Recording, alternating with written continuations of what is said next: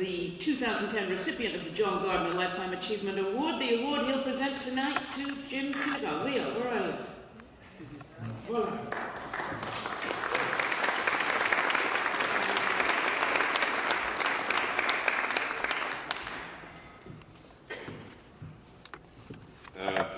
There are few privileges in life like honoring a friend, honoring a hero, and it's a privilege for me to be with you tonight. I had the honor myself of receiving the John Gardner Lifetime Achievement Award. I knew Mr. Gardner early in my career in 1971, a year after he founded the Common Cause, and I am about as undeserving of that award in contrast to Jim Sinegal, who was eminently most deserving. But tonight is not just about Jim, as we've talked, it's also about Zephyr Teachout and Cornell Brooks. And when people come into our lives, some of them leave very quietly, and others, as we know, make very big footprints. And we, and our nation, and our families are never the same because of it. Jim Sinegal is one of those individuals, footprints so large that they're indescribable. He's an extraordinary husband to his wife, Janet. He's an extraordinary father to Michael, to David, and to Suzanne. But as we're hearing tonight, he's also an extraordinary citizen, an amazing corporate leader, and some kind of philanthropist. There's a statue in London to William Wilberforce, and myself being a Seattle native, I expect someday there will be a similar statue in my beloved Seattle, in which we talk about Jim in the same way we talked about William Wilberforce, that in an age in a country fertile in great men, in a country fertile in good men, he was among the foremost of those who fixed the character of his time. Jim was born in 1936 into a Catholic family in Pittsburgh, Pennsylvania, a hard-working Catholic family. But as those of us who once resided on the West Coast know, his soul seems to be out there near the Pacific. First in San Diego, where he became the retailer extraordinaire that he is today, but later in Seattle, where I first met him, when he and his partner Jim Brotman founded the company that Indra Noory describes today in such angelic terms, Costco. Jim was president, CEO, founder from 1983 until January 2012. But his impact on that company continues today like no other CEO has ever impacted a company. What distinguishes Jim the most, and I think what Susan and I and the others on the board were so humbled by when we were considering this award, Jim has a faith-based, abiding commitment to his employees, to his communities, to his nation, to his shareholders, and he does that concurrently, equally, and in the most benevolent fashion. Costco is an extraordinary company, but Jim Sinegal is a CEO without parallel. General Eric Shinseki, upon his retirement in 2003, said, and I might quote, "You must love those you lead before you can become an effective leader. You can certainly command without this sense of commitment, but you can't lead without it." And so it is that the prominent business schools of our nation now use speeches and behaviors and successes of Jim Sinegal in every curricula that tries to imbue ethics and values back into a system that embraced it so easily once before, but it has abandoned it so much today. The Costco is an extraordinary shareholder success. Nobody will ever dispute that. But as John Gardner would like us to recall, the Lifetime Achievement Award, the John Gardner Lifetime Achievement Award, is about putting it all together in a package that reflects again this concurrent sense of responsibility to employees and communities and nation alongside those shareholders. As they would say in Jim's beloved Puget Sound, his lantern has always been on the bow, never, never on the stern. John Gardner, as Susan tried to inform us, was himself a hero. He was a hero of the Second World War. He was a Marine Corps captain, highly, highly decorated, a Republican, who in a moment of great courage resigned the Johnson administration and began this journey to bring back to the world, to politics, to business, the sort of ethics that he grew up believing would be so prevalent. Jim Sinegal is the same sort of Paul Revere that John Gardner wanted to see throughout our communities and our institutions. As you can tell, I love Jim Sinegal as a cherished friend. Oh, how I do. But I admire him greatly. I admire him for this sort of geometric evangelical effect that he's having against insuperable odds on the business community of the United States, which is failing, in my opinion, against the political institutions of our country, which, as Susan described, is similarly failing. Tonight is especially about honoring Jim, recognizing Jim for his tireless efforts with institutional investors, with policymakers, and with the lowliest of voters, the most significant of voters, to encourage policies that once again limit corporate and outside political spending. We will never be the same. We will never be the mountain on the hill that we're supposed to be if we don't embrace these principles that Jim lives every day. Jim believes, as President Kennedy did, and let me quote another great hero of mine, "The heart of the question is whether all Americans are to be afforded equal rights and equal opportunities, whether we are going to treat our fellow Americans as we want to be treated." That's the Jim Sinegal I love. That's the Jim Sinegal I admire. A privilege, Jim, to introduce you to these New York fans of yours, as you have so many across the nation. So my heartiest welcome to Jim Sinegal, to his family, and to his friends, to his philanthropy, to his leadership and his generosity, which has helped make for Susan and Susan this evening so successful. Jim Sinegal.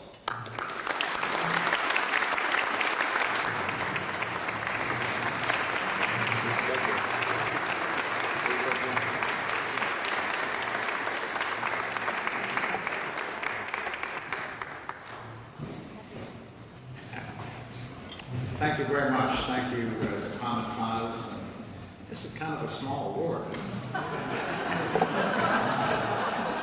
I think after hearing Indra and Leo speak, and because it's the season, it's only appropriate that I announce my candidacy tonight. That was a little over the top there. So thank you. You know, in thinking about what I would talk about this evening with you, I thought about how I got started in this business. And I was a college student in San Diego. I was a sophomore. I was 18 years old. I had a job in the morning going out to the harbor and picking up the clothing off the Navy ships. I'd have to get out there about 4:15, 4:30 in the morning. And then I went to school. And I got a call from a friend, and a new company had opened up in San Diego called FedMart. And they had been open for about 4 weeks, and they'd gotten an unusual load of mattresses, and could I come down? A buddy of mine that was going to school with me called me and asked me if I could come down. And so I went down there, and we put the mattresses away. It was $1.25 an hour, and I figured they'd pay me. But the boss looked at me that night and said, you know, maybe you better come back tomorrow. So I came back the next day, and they still didn't pay me. And so I just kept coming back, figuring eventually they're going to pay me. And on the third day, I was carrying the sofa over my head, and I was walking in, and I heard this gruff voice that said, "Put that damn thing down before you break your back. Or worse yet, break something in the store." And that's how I met Saul Price, the legendary retailer. You know, I intended at that point to go to law school. I had even picked out the law school I was going to attend. I should tell you that they had not picked me out at that point. But I wanted to be like Atticus Finch, the character from that was my, To Kill a Mockingbird. After working with Saul Price for several months, I changed my mind and started studying business because I wanted to be like Saul Price. And I fell in love with the business. It was fantastic. I I loved it from the moment I got involved in it. Saul was an extraordinary person. He was one of the smartest people I've ever known in my life. He was also one of the toughest people I've ever known in my life. He was creative. He was considered one of the most creative people in the retail business in the 20th century. And somebody, the great Sam Walton, said, "I've stolen more ideas from Saul Price," and then he amended it and said, "I'd like to say I borrowed more ideas from Saul Price than any man I've ever known." Saul went on to start the Price Club, which was a very creative operation. He was questioned by a reporter one time because there were all sorts of imitators out there starting this business, and they said, "How does it feel to be the father of an industry?" And Saul pondered it for a second and said, "I should have worn a condom."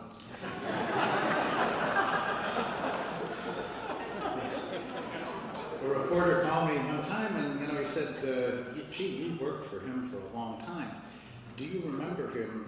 Later in his years, Saul started quoting Gandhi, and he would say things like, "You have to give before you can get," meaning you got to pay your employees before you make a profit. You got to take care of your customers before you make a profit. So he said, "Did he quote Gandhi all the time?" And I said, "I really don't remember that. Unless Gandhi said, 'Cut the crap, kid, and get back to work.'" Then maybe he was quoting Gandhi. The reporter also asked me, he said, "Gee, you must have learned a lot during that time." And I said, "No, that's not true. I learned everything that I ever learned about business I got from Saul." I would mention one specific detail, because in addition to being smart, in addition to being tough, he also had a tremendous amount of courage and would always take the right stand. And I remember we were going into Dallas one time, and we were retrofitting a building that we had taken over. And the contractor came to us and said, "You've made a mistake here. You've only got one set of restrooms." And we said, "What do you mean?" He said, "Well, you would have to have a set of restrooms for whites and a set of restrooms for coloreds." This was in 1960 in Dallas. We took it to Saul, and Saul looked at it and said, "No blankety blank way. You fill in the expletive there." You can imagine the impact that would make on a 24-year-old kid, and a lot of us at that point working for him were that age. So when we decided to start Costco, of course, as you can imagine, Saul being as tough a competitor as he was, he and I had a little falling out for a period of time.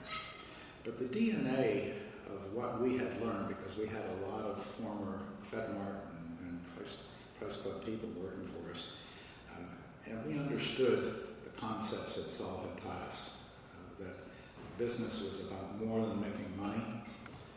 Business had a responsibility. Business had a social contract to the communities where they did business, and we had to fulfill those responsibilities.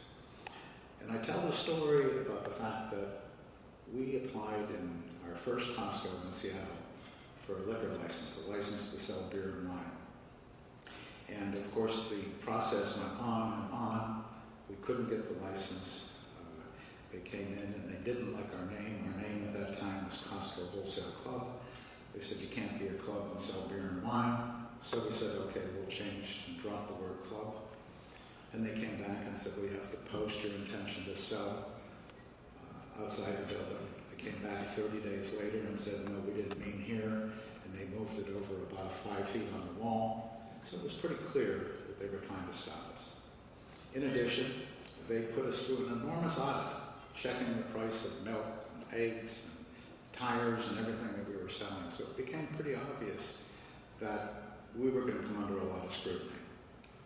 And it made us think about how all the lessons we had learned over the years and how we were going to conduct our business, and how people would look at Costco and say, "What's the deal with these guys?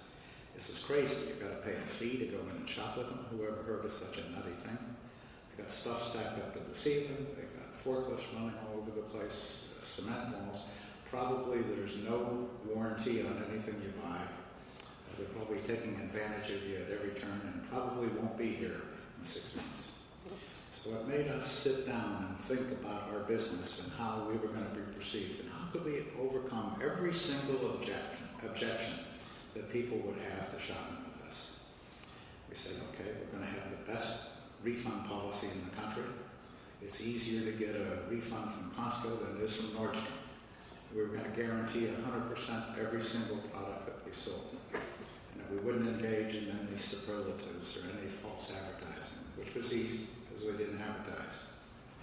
We were going to do all the things that we thought were right. And mostly we said, nobody's going to accuse us of ever making money off the backs of our employees because we're going to pay the highest wages and provide the best benefit package that's available.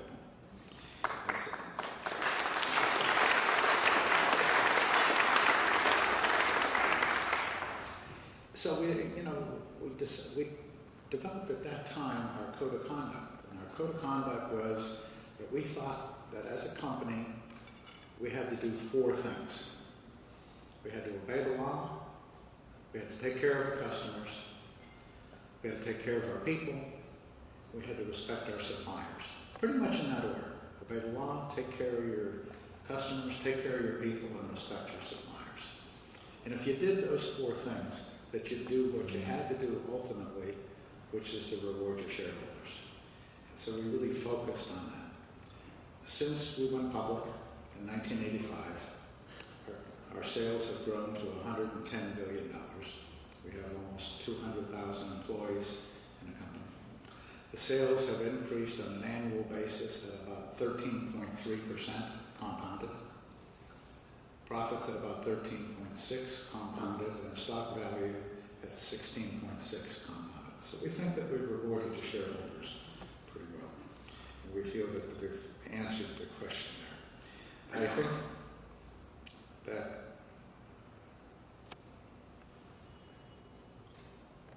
today I am retired, as Leo suggested, and I go around to about 15 different universities a year, speaking at mostly business schools, or as a matter of fact, all business schools, mostly MBAs. And in addition to telling them the history of Costco and giving them a reading on that, I try to leave them with 2 things, which is the first thing that if you get involved in something and if you're in business and if you don't like it and if you're unhappy and if you're not passionate about it, run, don't walk to the fastest exit you can find. Because if you're not happy and if you're not giving 100%, you're not doing yourself any good and you're certainly not doing the organization any good. So find something that you can be happy about.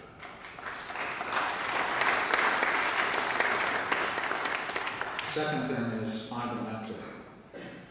Find somebody that you really admire. And all of us in our lives have had somebody that we truly admire. Somebody that we have always thought had the right answer and handled every situation right. Now I tell them, guys like Saul are not a dime a dozen. You're not going to find them on every street corner. But there are lots of opportunities out there. And find a mentor. Don't just let it happen. Seek it out and embrace it. How lucky was I to, number 1, get involved in a business that I love so passionately, that I've lived for all of these years and worked for all of these years, and I still go in the office every day, and I still go in a Costco every day. I promise you, if you're shareholders out there, that I do. And how lucky was I also to find a mentor like that. So thank you very much for this award. It's very meaningful.